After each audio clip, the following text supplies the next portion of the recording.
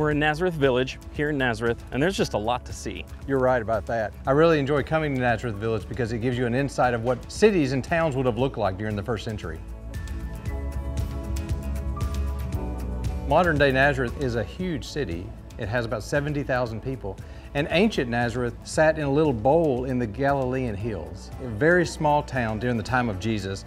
And being able to go to Nazareth Village helps you understand a little bit more about what the city and the buildings and everything would have looked like. And it's very secluded. It's on the side of a hill. And to walk into the town, they have trees all around the lower sides. For the most part, you feel like you've walked into a time warp because you can look around, and as you look around, it's like modern day Nazareth disappears, which I think is it's brilliant. It really helps maintain the atmosphere and the mood, and I really appreciate how they put that together. Right, every time I come to Israel, I always go to Nazareth Village because it teaches you so many lessons about the first century. The first thing that we come to at Nazareth Village is a threshing area where they have a donkey and he's got a wooden apparatus behind him threshing out grain and threshing out wheat, walking in a circle.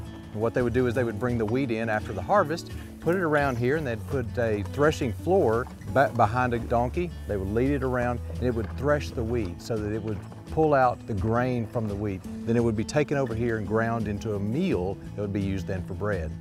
It's fantastic being here at Nazareth Village and be able to see things like this. One of the things I like about coming here is that it brings first century Nazareth to the current age, and we can come around here and we can see these things, how they operated during the time of Christ. They had several sheep, they had a couple of lambs. You know, they're sticking their noses out through the gate and trying to get really close and touch them and talk to them. Very calm animals. We passed by there to come to a replica first century tomb. And you see the circular stone that would have been rolled in front of the opening. Climbing into the replica tomb, it's hard to describe. You know, you're walking down into this small little cavernous space, this opening with some niches in the back, and to think about Christ's body being laid in something like that, and then having the stone rolled away without anyone helping, except for the angels, and then looking from the inside out is something that we don't think about very often. What would Christ have seen for the very first time as he's looking out after the resurrection? So it's just, all those thoughts go through my head when I'm stepping through that doorway. I'm Craig. And I'm Stu, and we're the founders of Appian Media. We really hope that you've enjoyed the content that you've just seen. This was only made available through the generous donations of so many of you.